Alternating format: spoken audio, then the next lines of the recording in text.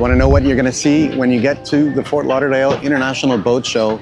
Then the place to be is really the Bahia Mar. It's the main venue for all of the boats. We're talking about 1,000 brands, each with several.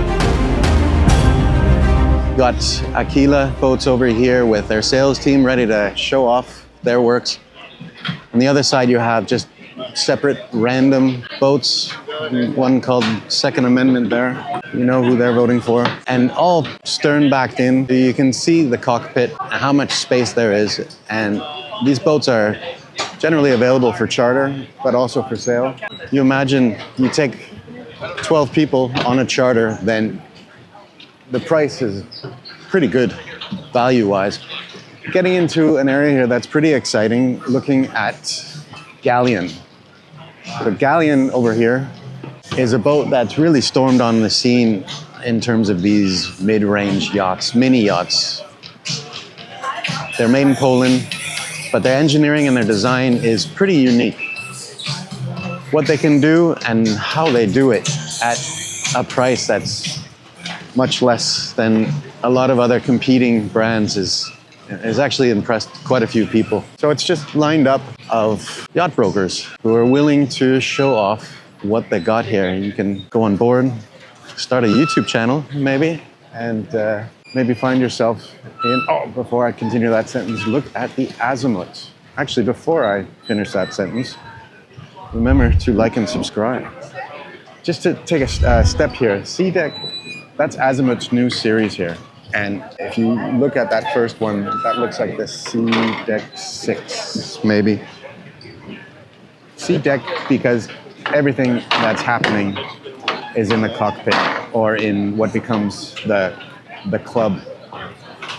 And it's connection to the water. It's connection to the water, and it's doing it in greener ways with new innovations that we'll hopefully have a chance to check out at some later dates. But let us just continue here. So looking on over here, here's a boat show favorite. Prestige and Princess are pretty classic mainstays at any Florida boat show. Nice, reliable cruisers. Speak of the devil and she shall appear. There is Princess right over there. Their Y95 was on that boat a few months ago.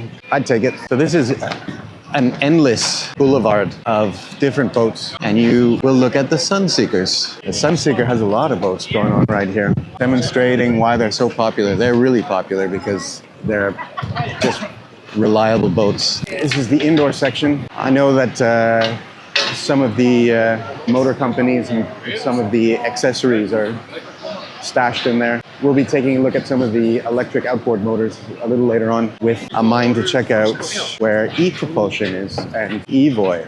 There wouldn't be a festival of sorts without refreshments. All these people who've been lining up to get a tour of these exclusive boats, obviously gonna have some Florida-made lemonade, squeezed local and fresh. Take a look, that's a unique bow over there, not the center console. That yacht, it's a Wally, I think, with a very innovative way of putting basically a cockpit space at the bow. So it's protected from most of the elements. And it's usually something that you'll have a carbon fiber canopy sunshade put over. But it tends to be a really nice place to be when you're on anchor, or when it's not breezy at all, or if you have the wind and the waves at your back. So it's always interesting to see how that's done. I can see all the antenna that are casting shade on some of these smaller yachts right now, which means that we're getting into the super yacht area. This isn't the super yacht village, but you'll find your super yachts at Bahia Mar as well. I've always wanted to try a Vanquish. It's funny how you get a lot of these luxury express cruisers getting sporty, like the Technomar. These ones with pilot houses are becoming more and more popular. I think as the weather tends to move in an unpredictable way, I think the pilot house is a nice solution for going out when you get rain and even snow in the same day, along with the sunshine. This is also, once you get into the bigger yachts, then they can designers can play around a little bit with the clubhouse area when they are incorporating the garage, not necessarily for yacht toys or not even turning it into a crew quarters, but actually incorporating it into the social aspects. So this horizon over here, you open up the garage and there's a little lounge, there's a bar. That's pretty cool. Complete with its own sunshade, no less as well. I don't know if that platform sinks down. No, it doesn't.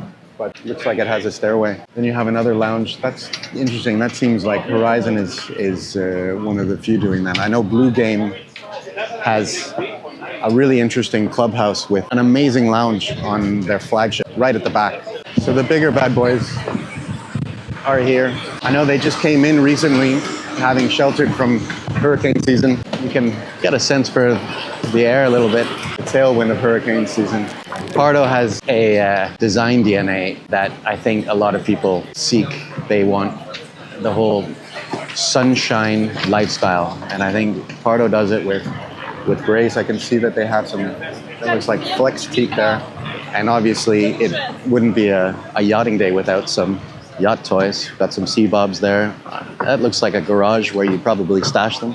For maybe a more humble, maybe a more inclement weather appropriate boat here, that looks like an owner operated yacht.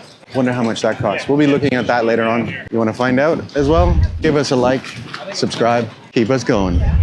Keep supporting our addiction. Ah, the pearls. So you walk by one of these, walk by the next, even though there's some design that distinguishes them. Sometimes it's hard to figure out what the heck is the difference between them all.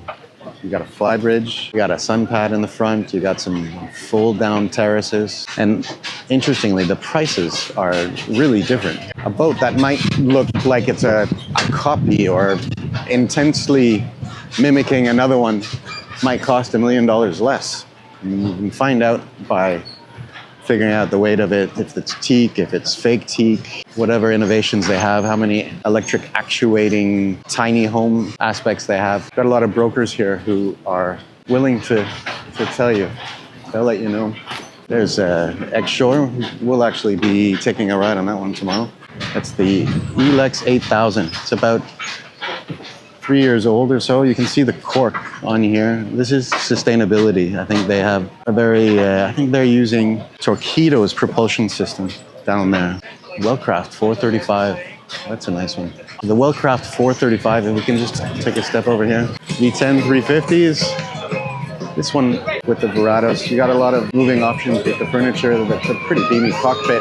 It's going to be wider than the Axopar, which we'll check out. Notice the asymmetric pilot cabin, and that's something that a lot of manufacturers, a lot of designers are doing these days. So you can use the port side definitely, but the starboard has a lot of space and some actually pretty nifty, if I'm not mistaken, a port to step out to a pontoon as well. Obviously the fold down terraces are becoming more and more popular on all sizes of boats.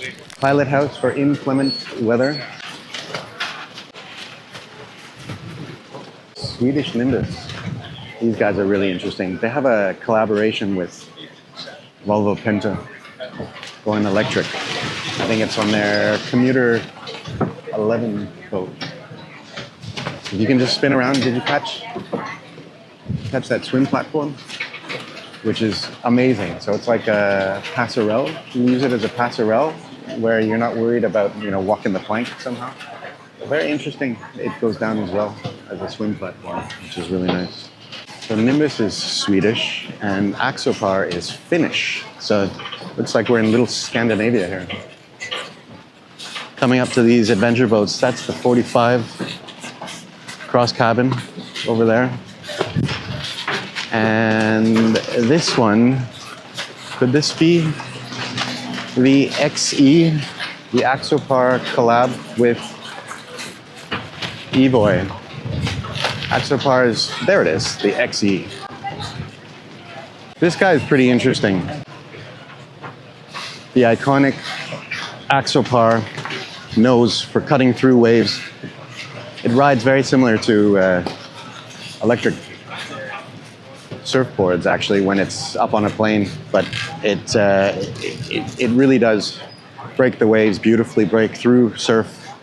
It does have a narrow nose. So it's a boat that's not necessarily known for luxury accommodation, for comfort, but it has that kind of Spartan Scandinavian minimalism that we love. Again, sax door, very similar to the Axopar. Adventure boats.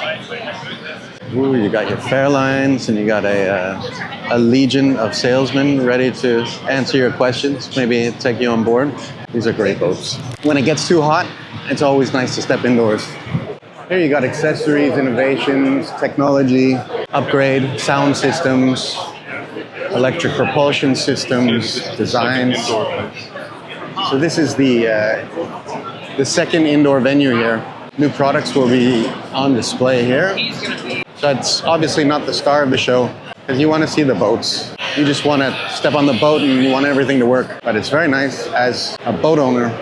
It's very nice looking at accessories to upgrade. Part of these conventions is for education, information. So if you're interested in becoming a deckhand, for example, you're interested in seeing the world, then you're also going to find recruitment agencies here that will help you follow your dream. Maybe you're the next bosun on board the Loon. Some people might end up getting secondhand boats, and even a boat that's only 5 years old. If the previous owner didn't protect the deck, then the teak's going to be coming up. These days, you got all sorts of solutions that are cheaper than teak and less demanding. So you come here and you can shop around for it all. This is cool and all, but let's go back outside into the sun. Ooh, Green Line. So this is interesting. Green Line's hybrid systems are, okay, we're getting into the sustainable area here. Awesome.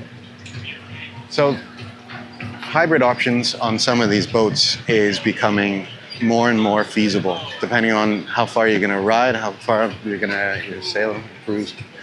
And that Green Line 45 right there, Flybridge, is really interesting with the hybrid models. We're going to have to check that out at some other time. And then we're entering sunrise. Silent cats.